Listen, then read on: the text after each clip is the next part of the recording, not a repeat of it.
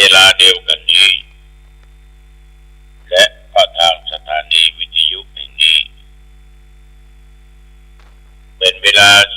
30 นาทีโดยประมาณมีบางครั้งนะโยมเนาะก็เลยเถิดไปหน่อยแต่ส่วนมากก็จะไม่เกินมีบางครั้งที่มันเลยเอาละท่านทั้งหลายต่อนนี้ไปเรามาไหว้พระ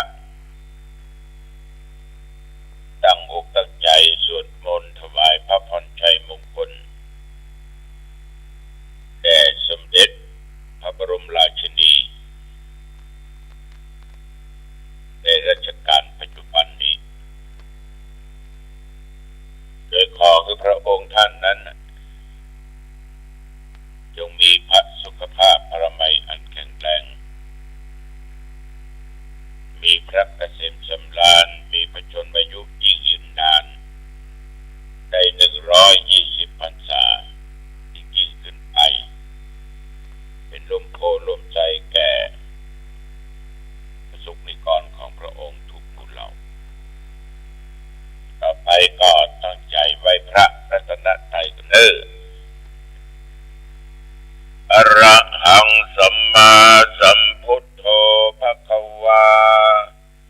พระผู้มีพระภาคเจ้าเป็นพระอรหันต์ดับเพลิงกิเลสเพลิงทุกข์สิ้นเชิงตรัสรู้ชอบได้โดยพระองค์เองพุทธังภวันตังอภิวาเทมิข้าพเจ้าอภิวาทพระผู้มีพระภาคเจ้าผู้รู้ผู้ตื่นผู้เบิกบานกราบพระพุทธสวากขาโตภควตาธัมโมพระธรรมเป็นธรรมที่พระผู้มีพระภาคเจ้าตรัสไว้ดีแล้วธัมมังนัมสสามิข้าพเจ้านมัสการพระธรรมกราบพระธรรมสุปฏิปันโนภควโตสาวกสังโฆพระสงฆ์สาวกของพระผู้มีพระภาคเจ้าปฏิบัติดีแล้วสังฆังนามามิข้าพเจ้านอบน้อมพระสงฆ์กราบพระสงฆ์นะโมตัสสะภะคะวะโตขอนอบน้อมแด่พระผู้มีพระภาคเจ้าพระองค์นั้นอะระหะโตซึ่งเป็นผู้ไกลจากกิเลสสัมมาสัมพุทธัสสะตรัสรู้ชอบได้โดยพระองค์เองนะโมตัสสะภะคะวะโตขอนอบน้อมแด่พระผู้มีพระภาคเจ้าพระองค์นั้นอะระหะโตซึ่งเป็นผู้ไกลจากกิเลสสัมมาสัมพุทธัสสะตรัสรู้ชอบได้โดยพระองค์เองนะโมตัสสะภะคะวะโตขอนอบน้อมแด่พระผู้มีพระภาคเจ้าพระองค์นั้นอะระหะโตซึ่งเป็นผู้ไกลจากกิเลสสัมมาสัมพุทธัสสะตรัสรู้ชอบได้โดยพระองค์เองทังสรณังคัจฉามิธัมมังสรณังคัจฉามิสังฆังสรณังคัจฉามิตุติยัมปิพุทธังสรณังคัจฉามิตุติยัมปิธัมมังสรณังคัจฉามิตุติยัมปิสังฆังสรณังคัจฉามิตติยัมปิพุทธังสรณังคัจฉามิตติยัมปิธัมมังสรณังคัจฉามิตติยัมปิสังฆังสรณังคัจฉามิอิติปิโสภะ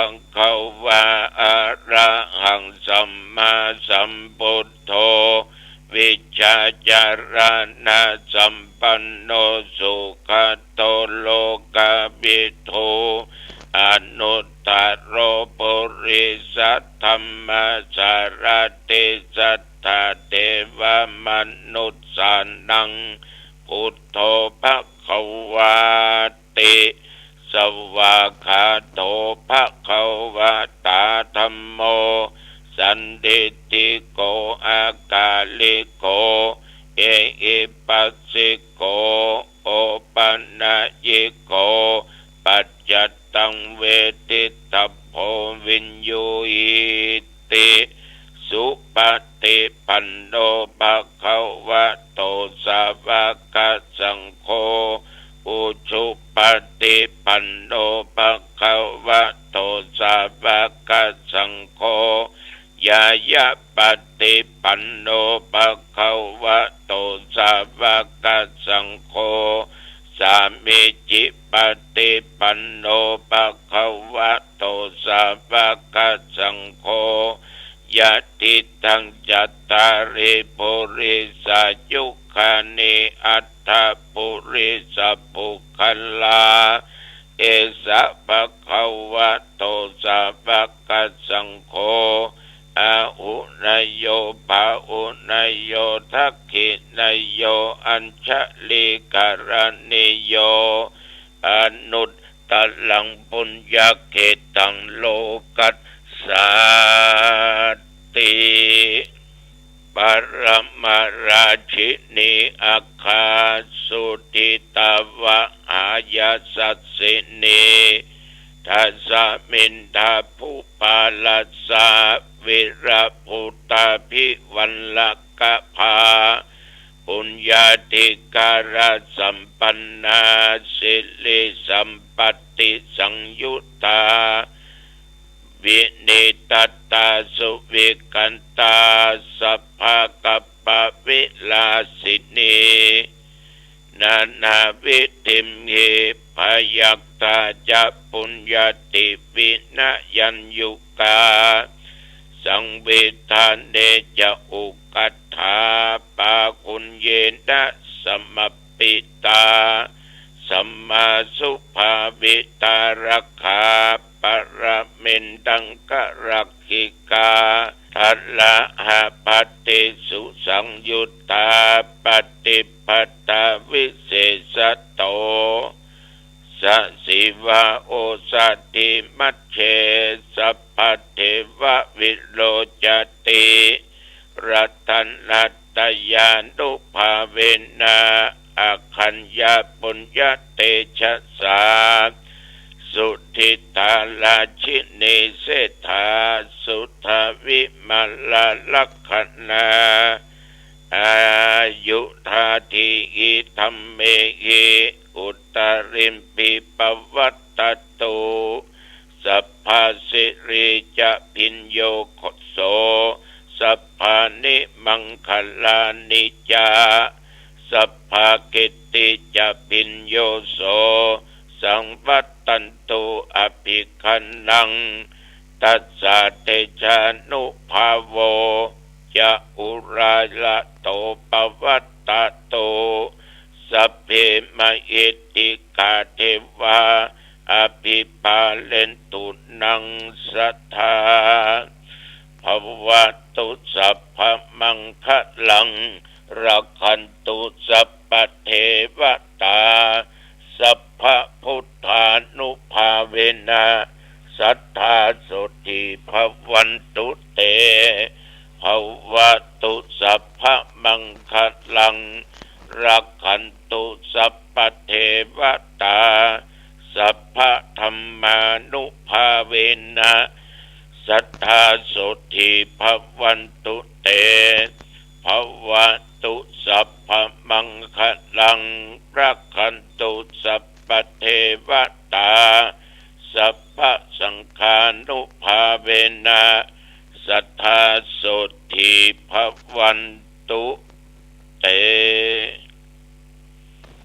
โดยคำสัตย์วาจานี้ขอถวายพระพร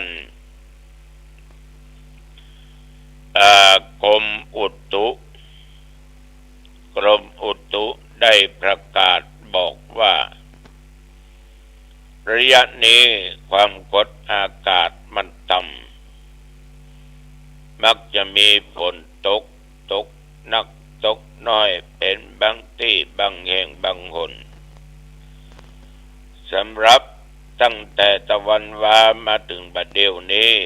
วัดหนองตองและบริเวณใกล้เคียงแต่ว่านี่ตอนบ่ายฝนลงหนักพอสมควรฝนลงหนักพอสมควรแต่ว่าลมแรงอุณหภูมิสูงสุดตะวันนี้38และปัจจุบันประเดี๋ยวนี้21องศาพ่อแม่พี่น้องญาติโยมท่านสาธุชนท่านผู้ฟังตั้งแต่กินข้าวงายตกว่าทุเจ้าตื่นเช้ามานั้นพร้อมกับพระสงฆ์และสามเณรออกเดินทางไปมหาลัยน็อตพร้อมพระสงฆ์อีกตลอดจนสามเณรเพื่อเป็นการถวายพระพรชัยแด่สมเด็จพระราชินีในวันคล้ายวันประสูติของท่านหรือวันเกิดบรรยากาศทวานี้ก็เริ่มพิธีอยู่8 โมงตรงก็มีหน่วยงานองค์กรต่างๆไปร่วมเป็นจำนวนมากณมหาลัยน็อตเชียงใหม่มหาลัยน็อตนี่ท่านอธิการบดีคือคุณณรงค์ชวศิลป์เป็นเจ้าของท่านจะบริการทุกสิ่งทุกอย่างไม่ว่าจะเป็นการกับประชุมกำนันผู้ใหญ่บ้านหรือว่าวันสำคัญแม้แต่คณะสงฆ์มีกิจการงานอันใดไปบอกไปกล่าวท่านก็จะอนุญาตทันทีโดยบอกคิดค่าใช้จ่ายใดๆทั้งสิ้นเรียกว่าอำนวยความสะดวกเมื่อถึงเวลาตะวานี้ญาติโยมนายอำเภอประธานมาถึงก็มีการสมาทานรับศีลเดี๋ยวพระสงฆ์ก็เจริญพุทธมนต์โดยการนำของธรรมาภาพแผ่เมตตาจิตถวายพระพรชัยมงคลต่อจากนั้นถวายวัตถุปัจจัยทายธรรมแก่พระสงฆ์องค์เจ้าเสร็จเรียบร้อยก็ออกบิณฑบาตก็มีคนใส่บาตรมากใส่บาตรมากรวมทุเจ้าพระเนรรับบิณฑบาตประมาณ21ก็เรียกว่ามีมากบิณฑบาตเรียบร้อยก็เลยลวดกลับวัดแต่ว่าดีฝนมันบัดตกแต่มหาลัยน็อตเนี่ยสถานที่ถึงฝนจะตกใหญ่ขนาดไหนก็ไม่เปียกอย่างใดก็ตามต้องขอขอบใจตอบคณะผู้บริหารอันมีท่าธิการบดีณรงค์ชวศิลป์เป็นอย่างมากก็กลับมาสู่ที่วัดหนองตองต่อจากนั้นก็ไม่ไปไหนถึงเวลาก็มีโยมกำนันเจริญพร้อมทุกเจ้ามานิมนต์เพราะเพิ่นจะมีการฉลองการตั้งเจ้าอาวาสบัดสุวรรณประดิษฐ์ญาติโยมเอาไปมาถึงเรื่องบางวัดบ่มีตู้หลวงมีปฏิการใดๆทั้งสิ้นเตือก็มีอยู่ตัวเดียวตนเดียวก็เป็นพระที่บวชมีอายุแล้วคนน้อยยังถือกันอยู่บวชแก่นี่เป็นตุ๊ปู่อีหรอยอมรับตาย้อนนึกถึงพระพุทธเจ้าก็แล้วกัน พระองค์ท่านก็มีถึงครอบครัวแล้วมีทุกสิ่งทุกอย่างคนเป็นหนึ่งยังกราบยังไหวยังสาหมู่เฮาจ้าหันตัวจริงยังไหวยังสายังไทยไหวพระสวดมนต์อยู่ตลอดเวลาพี่น้องญาติโยมวัดก็จะขาดตุเจ้าบ่ได้ก็เพิ่นจะมีการตั้งทุดวงแล้วก็สืบอุลาจะต่างตุเจ้าตัวอันนี้ก็เป็นเหตุการณ์วัตวาเมื่อวันค่ำมืดมาก็ตึมได้ไปไหนนอกจากออกกำลังกายก็อยู่ในห้องอ่านหนังสือไหว้พระสวดมนต์เจริญจิตภาวนาไปคือเอาแบบง่ายๆธรรมาเนี่ยมีภัยเข้ามารบกวนมีภัยมามาจามานิมนต์นั่งเก้าอี้นั่งไปนั่งมาก็สงบจิตสงบกายวาจาทุกสิ่งทุกอย่างก็ถือว่าจะนั่งด้วยอิริยาบถใดก็ได้จะยืนจะเดินจงกรมก็ได้จะนอนก็ได้นั่งก็ได้แล้วหลวงพ่อก็ถวายเบิ้ลก็ตอบไม่เพราะอยู่ในห้องนั่งย่อนแข้งย่อนขาคือมันอย่างอี้ญาติโยมอย่างเมื่อเจ้าเอาตื่นเจ้ามาล้างหน้าล้างตาเรียบร้อยลองมานั่งเก้าอี้เถอะมันทำสมาธิได้ดีแม้แต่อย่าต้องมาพลาดจัดรายการนี้จบจะสมาธิเจริญวิปัสสนาก็ตามอย่างก็ตามได้ง่ายที่สุดคือใจมันไปปุ๊บมันก็ไปหมดถึงกายถึงวาจาใจมันไปแล้วนะคิดปุ๊บจะเข้าสมาธิละจะเข้าวิปัสสนาละไอ้น่ะมันถึงไปโดยอัตโนมัติเพราะเอาเคยทำบ่อยๆทำทุกครั้งฉะนั้นการนั่งสมาธิจะอริยบทใดก็ตามโยมพร้อมที่ไหนเอาที่นั่นแบบแปลกเพราะผมได้อยู่กับหมู่คณะนั่งคนเดียวทำคนเดียวได้เวลาไหนก็ได้ก่อนจะกินข้าวก็ได้กินข้าวแล้วก็ได้แต่ถ้าไปอยู่ในหมู่หลายจะกินข้าวนั่งสมาธิก่อนกินแล้วก็สมาธิเขาอย่ามองให้เหมาะนอดกลัวไปมองเนี่ยเขาเป็นบาปเป็นกรรมอย่างเขากลัวเขาสร้างบาปสร้างกรรมขึ้นโดยหมูสึกตัวกลัวเขาว่าต่างๆนั่นนะแต่เขาเป็นอย่างนั้นเพราะมันกลัวเขาปล่อยได้เขาปลงใจได้คนที่มาทำเนี่ยมันจะว่าบาปจะเกิดขึ้นกับเขาเป็นวจีกรรมมโนกรรมไปบางครั้งแสดงทางกายพอใจก็เป็นกายกรรมไปฉะนั้นญาติโยมท่านผู้ฟังทั้งหลายสิ่งเหล่านี้พร้อมเมื่อไรก็ทำเมื่อนั้นนอกนั้นก็มีญาติโยมได้มามาจาได้ปรึกษาหารือคือคุณเชิดพงษ์กิ่วแก้วลูกของคุณแม่จันฟองกิ่วแก้วเนี่ยคุณโยมเปิ้นจะเป็นเจ้าศรัทธาอันแรงกล้าจะสร้างพระธาตุพุทธคยาณที่สถานที่จะสร้างพุทธมณฑลอำเภอดอยหล่อจะวางศิลาฤกษ์วันที่15เวลาประมาณ 4 โมงเย็นก็ขอนิมนต์อาตมาภาพครั้งแรกจะมาเป็นประธานในการที่วางแผ่นศิลาฤกษ์แต่บอกว่าขอไปร่วมเพราะ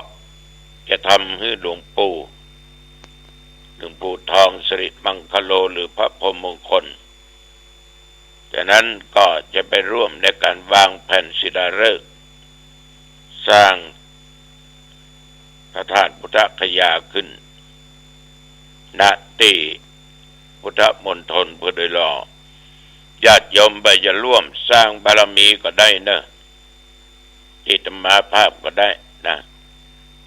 มาเลข0819503471งบประมาณในการสร้างนี้อยู่ประมาณ5 ล้านกว่ากองบุญ5 ล้านกองบุญนะพุทธมณฑลเนี่ยเป็นของคณะสงฆ์ถึงจังหวัดและของพี่น้องประชาชนถึงจังหวัดไม่ใช่ว่าจะเฉพาะเจาะจงอันนี้เป็นของด้วยรอก้ามใจเป็นของพระเจ้าตัวนั้นตัวนี้ของคนนั้นคนนี้มันใจมันเป็นของทุกคนที่เป็นชาวพุทธมาเป็นเพียงแต่จังหวัดยังไม่จังหวัดอื่นก็ตามต่างประเทศก็ตามสังเวชนียสถานสี่ที่เกิดติดตรัสรู้แสดงธรรมดับขันธ์บรรนิพพานก็เคยสร้างไว้หอประชุมก็สร้างฉะนั้นญาติโยมท่านฟังทั้งหลายมีความคิดที่จะต้องเสริมสร้างบารมีแก่ตัวเองเพื่อพุทธศาสนาก็ติดต่อได้ที่พระเดชพระคุณหลวงพ่อพระเทพมังคลาจารย์ที่วัดเชตวันอำเภอเมืองจังหวัดเชียงใหม่เนอะอันนี้ตุเจ้าก็ฝากไว้กับญาติกับโยมระยะนี้งานปล่อยหลวงนี่หายไปละ เรื่องกินเรื่องตาลปล่อยหลวงนี่นะแต่การตาลน่ะญาติโยมมันไม่ได้กำหนดการเวลาโยมจะตาลเวลาใดก็ได้จะทำบุญเวลาใดก็ได้สร้างความดีเป็นการสร้างบุญสร้างกุศลสร้างบารมีแก่ตัวเองนะทำไปเถอะเมื่อยังมีลมหายใจเข้าหายใจออกทำไปญาติโยมแต่เราได้อึดทานวัตถุสิ่งของปัจจัยเงินทองต่างๆนานานั้นมันก็เกิดประโยชน์ถ้าแก่วัดแก่วาก็เกิดประโยชน์แก่พุทธศาสนาแก่สังคมก็เกิดประโยชน์แก่หน่วยงานองค์กรนั้นแก่บุคคลนั้นแต่การเนื้อธรรมะเป็นทานดีพระพุทธเจ้าเป็นว่ายอดย่ำปอนะยอดเยี่ยม กว่าการเนื้อทานถึงหมดถึงปวงพระธรรมะมันทำให้คนเป็นคนดีนะทำให้คนเป็นคนดีถึงพบนี้พบหน้าทำให้คนทั้งหลายเนี่ยได้หูจักรับผิดชอบอันไหนชั่วอันไหนดีสามารถดำเนินชีวิตในทางที่ถูกต้องบอกว่าการกระทำทั้งกายทั้งวาจาแต่จิตใจก็สะอาดเนี่ยสว่างสงบมีชีวิตที่เป็นแก่นเป็นสารเมื่อมีธรรมะมีศีลอยู่ในจิตในใจแล้วก็สร้างคุณประโยชน์เพื่อแก่ตัวเองแก่สังคมแก่ประเทศชาติแก่พุทธศาสนาอันนี้พระพุทธเจ้าจึงสรรเสริญการอุธรรมะเป็นทานญาติโยมก็ได้สบายไม่ต้องเป็นผู้เจ้าไม่ต้องเป็นเน้นต้องเป็นนักบวชเอาหูเอาปฏิบัติแต่เราต้องปฏิบัติถ้าปฏิบัติเนี่ยมันอู้ได้เต็มปากยังก็ไปอู้ไปจ๋าไปอู้คนนั้นคนนี้ฟังที่เพื่อสนใจเขาเป็นการในธรรมะเป็นทานยอดเยี่ยม นี่ฝากกับญาติกับโยมด้วยเนอะเอาละวันนี้อู้จ่าไปมาเวลาพอสมควรอายุวันโนสุขังพลังพบกันใหม่โอกาสหน้าเจริญพร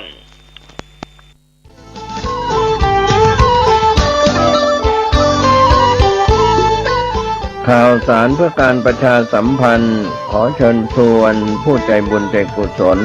ร่วมพิธีทำบุญตักบาตรมุทิตารำลึกครบรอบวันคล้ายวันเกิดชาติ